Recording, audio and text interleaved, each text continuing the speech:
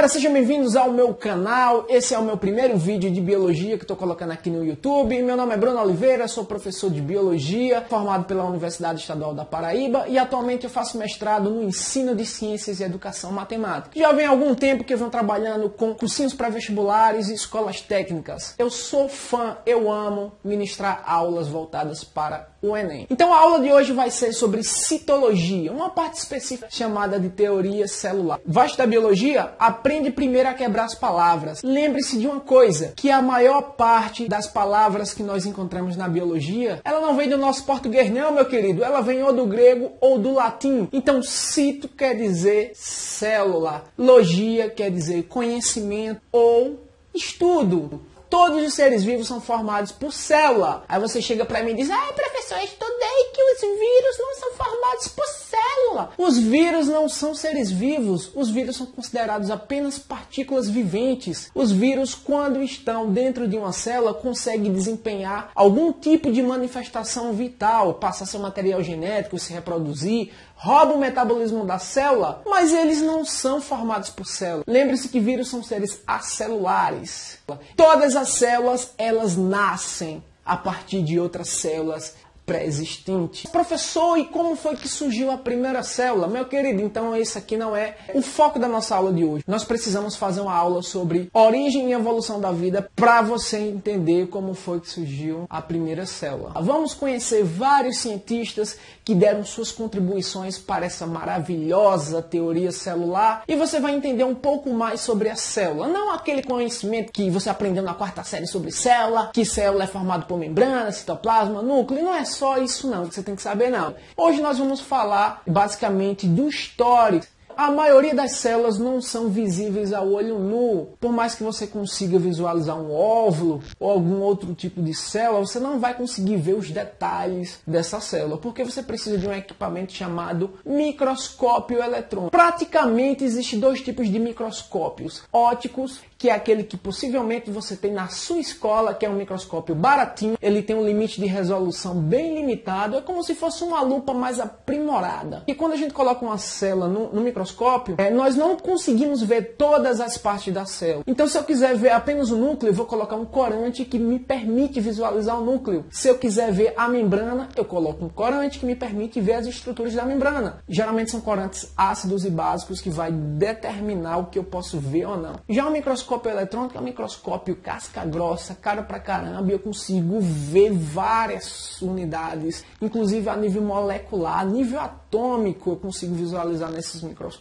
Tenho certeza que você já pegou um livro de biologia aí na sua casa e viu a definição do que é célula. É uma definição muito abstrata, você não consegue visualizar o conceito de célula. É a menor unidade morfofisiológica dos seres vivos. O cara não entende nada por essa definição. Vou dar uma definição para você guardar aí e entender perfeitamente o que é uma célula. Células são pedaços de vida que conseguem formar organismos complexos e desempenham diversas funções no nosso corpo. Só para você ter ideia, existem células que fazem transporte no nosso corpo. A hemácia que está dentro do teu sangue, ela transporta os gases respiratórios. E existem células que fazem a contração. Você já sabe o que eu estou falando, não só a contração, mas o relaxamento, que são os nossos músculos que desempenham importantes funções fisiológicas e estruturais em relação à mecânica do teu corpo. Existem células também que conseguem armazenar e processar informações. São essas células que formam aí a tua cachola, o que forma o teu sistema nervoso, vulgo neurônio.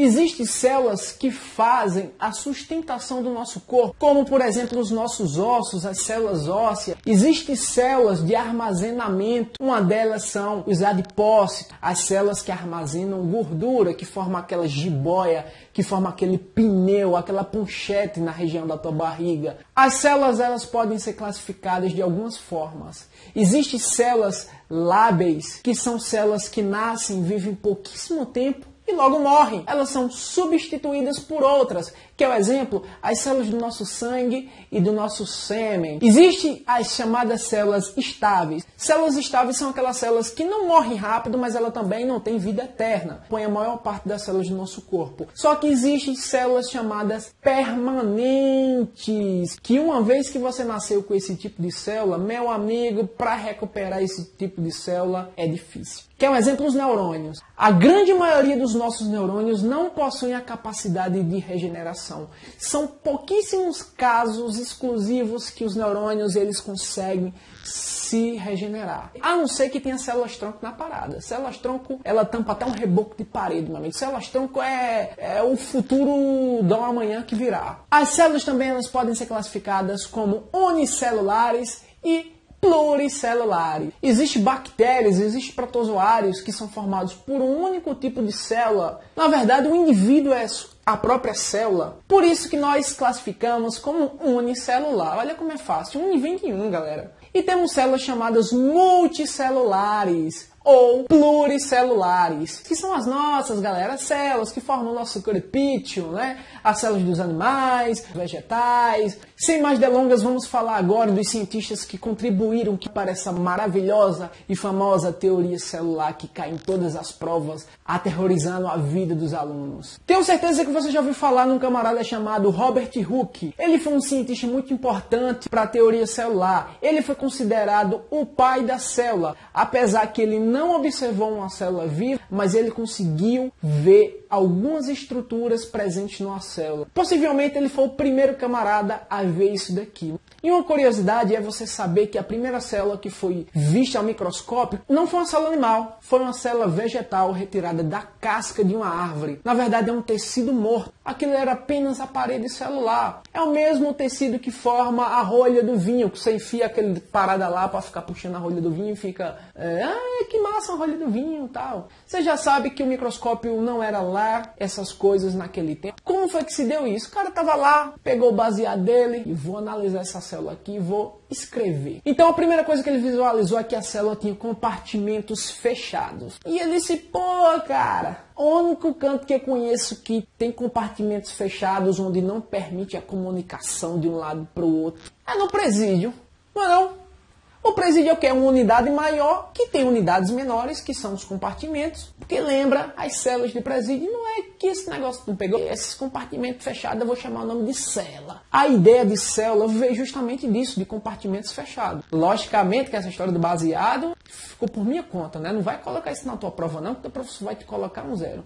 Então, depois de um tempo, surgiu um camarada chamado Anton von Leeuwenhoek. E o que foi que ele fez? Ele observou gotículas de água que foram retiradas de um rio, de um lago. O que foi que ele encontrou lá? Alguns seres minúsculos que estavam lá se movimentando com a moléstia dos cachorros lá.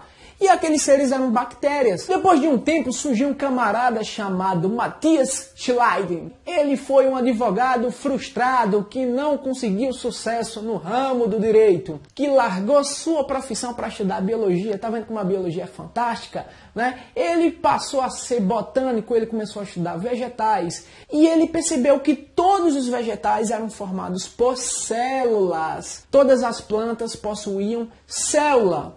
Já que ele não ficou conhecido lá no mundo do direito, mas no mundo da biologia, ele foi extremamente importante. Depois de um ano surgiu um camarada chamado Theodor Schwann. Ele era médico, estudava zoologia também. Olha que bacana, ele estudava os animais. E a contribuição dele foi o seguinte: todos os animais também são formados por células. Olha que fascinante. E além do mais, ele introduziu um termo para a biologia. Que termo é esse? Metabolismo. Eu tenho certeza que você já ouviu falar de metabolismo, que é o conjunto de todas as reações químicas que ocorrem no nosso corpo. Quem foi que deu esse nome? Foi esse cara. Interessante que uma das especialidades dele era estudar células animais. Que tipo de células? Neurônios. E já ouviu falar de células de Schwann? É aquela mesmo que você se lembrou agora. Aquela célula que faz parte da bainha mielina dos neurônios. Se lembra no início da aula que eu falei que toda célula provém de outra pré-existente? Quem foi que falou isso? Foi um camarada chamado Virchow. E quem apoiou também essa ideia dele foi aquele conjunto de cientistas que defendiam a biogênese, que um ser vivo só nasce a partir de outro existente. Surge agora um novo cientista chamado Driesch. Nome difícil, né? Driesch. O que foi que ele disse? Todos os seres de mesma espécie possuem os mesmos tipos de células e o mesmo tamanho. Olha que interessante. Eu sou da espécie Homo sapiens e você que é mulher que está aí do lado é da espécie Mulheres sapiens, não é isso? Imagine só, nós somos da mesma espécie, isso quer dizer que nós temos células do mesmo tipo e do mesmo tamanho. Não importa que eu seja mais alto que você seja extremamente miudinha, um anãozinho de jardim, um salva-vida de aquário. Nós temos células do mesmo tipo e do mesmo tamanho, porque nós somos da mesma espécie. Se eu for comparar um cachorro com um gato com um macaco com uma pessoa, todos eles vão ter células distintas. Se variar as espécies, varia o tipo de célula e o tamanho também. Outro camarada chamado Flame, ele trouxe uma grande contribuição, que é o seguinte: ele descreveu os mecanismos de divisão celular detalhadamente. O cara é demais. Lembra da mitose? Então foi uma contribuição muito legal. Veja que até agora nós vimos uma série de cientistas e suas contribuições para essa famosa teoria chamada teoria celular. E agora, para encerrar esse momento aqui, essa você não pode esquecer. De maneira simples e objetiva, um dos principais representantes dos procariontes são as bactérias. Só quem tem célula procarionte é bactéria, cianobactéria, galera. O resto dos outros animais são eucariontes. Então, se eu fosse fazer uma analogia, uma comparação com procarionte e eucarionte, a célula procarionte não tem carioteca, que é uma membrana que envolve o núcleo da célula. A célula eucarionte, ela possui esse envoltório nuclear. A única organela presente em uma célula procariótica são os ribossomos. Vale a pena abrir um parênteses aqui, que tem alguns autores que não gostam de dizer que ribossomo é uma organela. Então, fecha o parênteses, para depois você não ver comentar aqui no vídeo: eu vi falar que os ribossomos, eles não são organelas. Então fica aqui esse esclarecimento para você. É igual aquela ideia do vírus: tem vida ou não tem vida? Para alguns não tem, para outros tem. Para ter vida, a presença de célula é necessária. E o que é que tem as células eucariontes? Cara, é um monte de organela. É um mói, como diz o Matuto, um mói de organela. Cloroplastos, no caso das vegetais, centríolo, no caso dos animais, mitocôndria, lisossomos, retículo endoplasmático, liso, rugoso, né? Que mais? Glioxissomos, peroxissomos, é uma porrada de organela que, logicamente, a gente não vai estudar nessa aula,